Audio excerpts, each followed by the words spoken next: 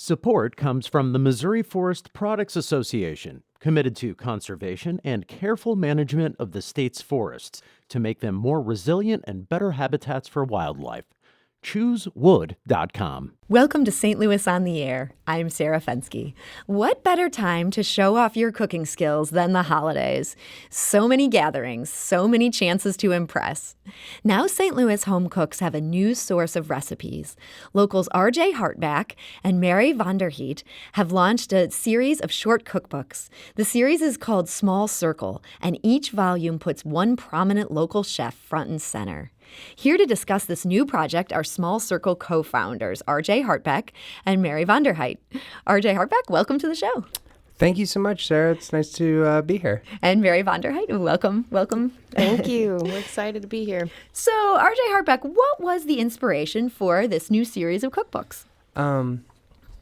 The inspiration for this series of cookbooks was really kind of a coming together of a bunch of different worlds of Mary, myself, and then some of the chefs that I've worked with as a photographer. And so we were kind of looking around for a more personal project and a more long-form project and a more interesting way to show St. Louis food. And we kind of spent a whole day and a whole 6 months, kind of kicking around ideas, and we kind of landed on this idea of doing a subscription cookbook series that features local chefs. We kind of looked around and said, there's nothing really like this going on. So we kind of, over the course of time, brought it to life. And this is the sort of the first edition and the first series and the test flight, if you will, of our overall project. So tell us a bit about this test flight. I have this here in my hands. It's a very beautiful kind of slim volume that has recipes in it. But who did you enlist in, come take a test flight? I promise you'll be fine. What chef did you give that sales pitch to? Ben Groupie is a partner of ours, and he was a friend of RJ's. They met through professional circles and sort of became friends and wanted to launch a project together.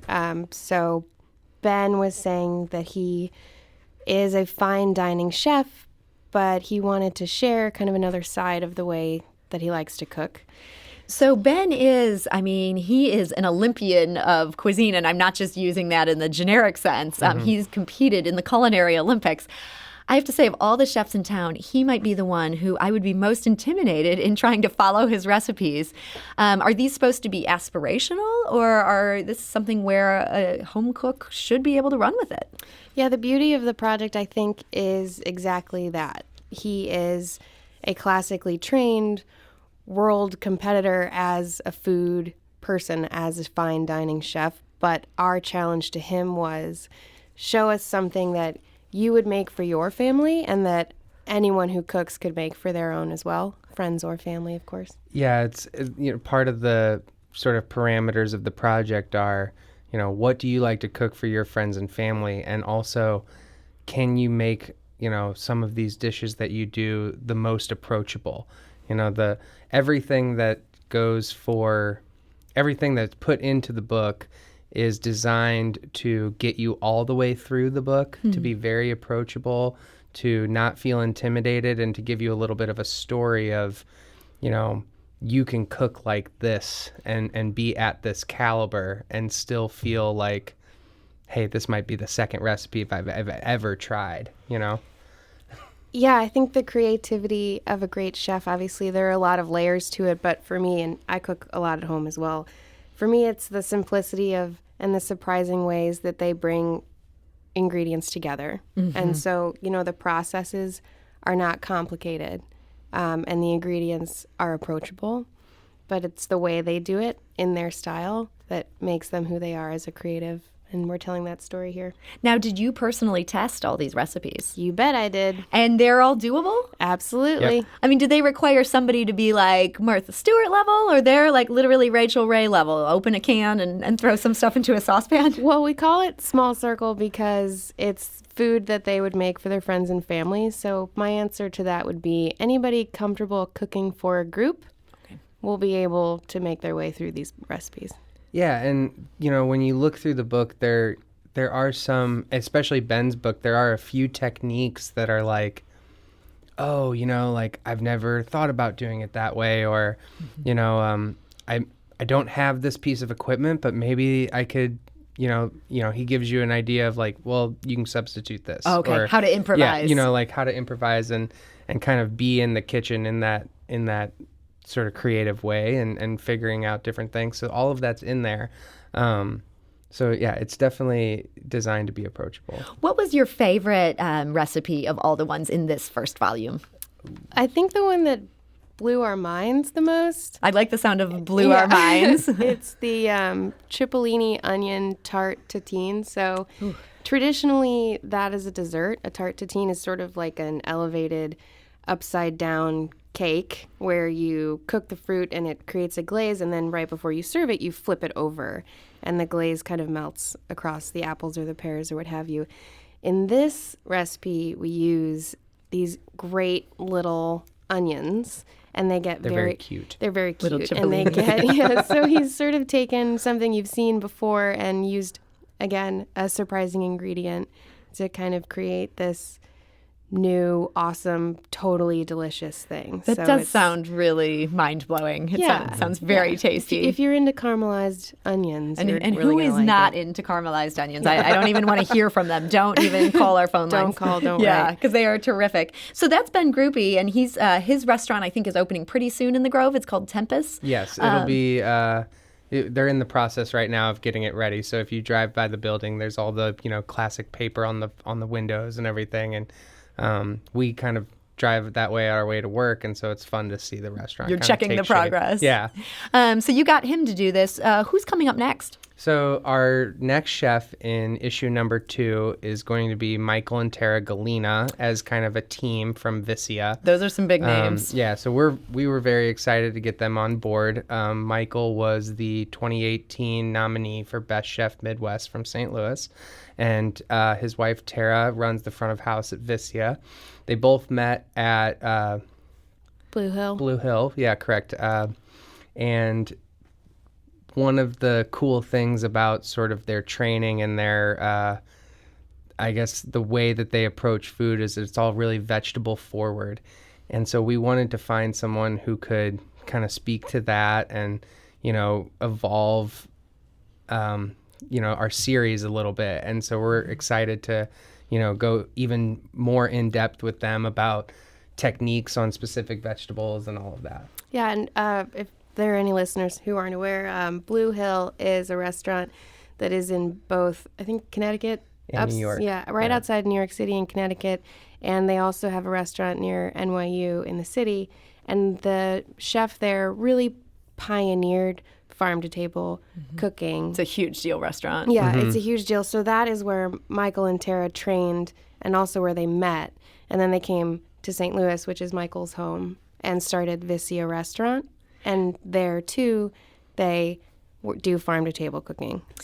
So we asked our listeners what local chefs they'd like to see featured in this cookbook series going forward. And Debbie said she'd like to see Jessie Mendica from Olive and Oak. She's also a real rising star in the scene. Have you guys approached her yet? we have approached her. She on board yet? She is not. Well, hopefully she'll hear this and she'll know what the people want. How many other chefs do you have lined up at this point? So for the first, we'll call this like the first season.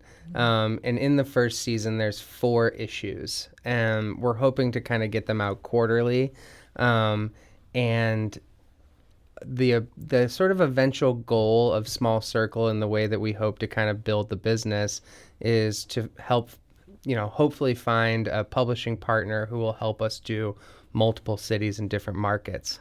We really see Small Circle as kind of like a way to potentially create this cool food community in, I don't want to say like lesser cities, but like cities that don't have the huge food culture, national food publications coming to their cities all the time. So places like Omaha, Nashville, Salt Lake City, stuff like that. So if we can figure out a way to kind of scale that up and do that, that's hopefully kind of the goal.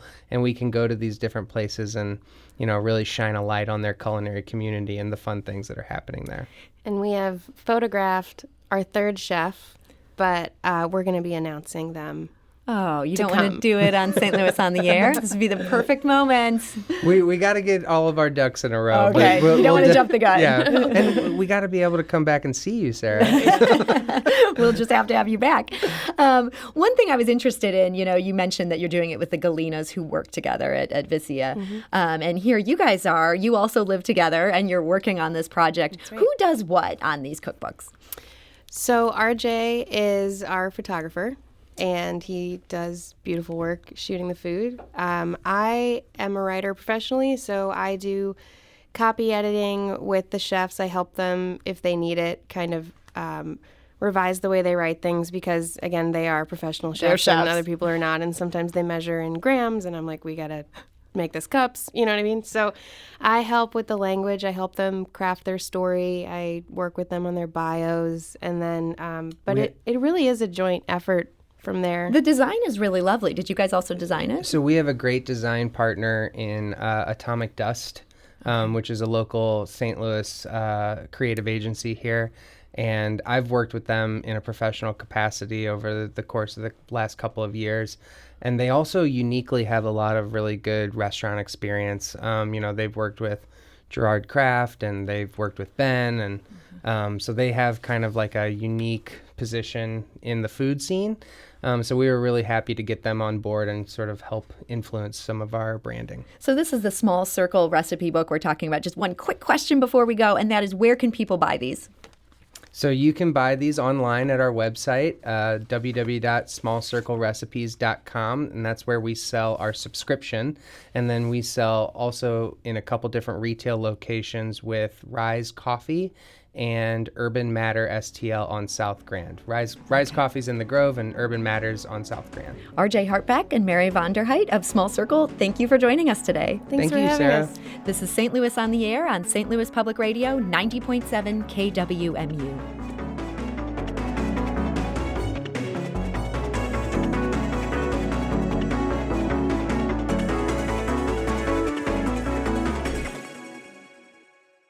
Support comes from the Missouri Forest Products Association, committed to conservation and careful management of the state's forests to make them more resilient and better habitats for wildlife. ChooseWood.com. St. Louis Public Radio's The Gateway gives you the day's news first thing every weekday morning. From the ever-evolving relationship between St. Louis City and County to developments in the Missouri and Illinois state capitals and reports from our correspondents in Rolla and the Metro East. We put it all in a roughly 10-minute package with clarity and context. Download The Gateway wherever you get podcasts.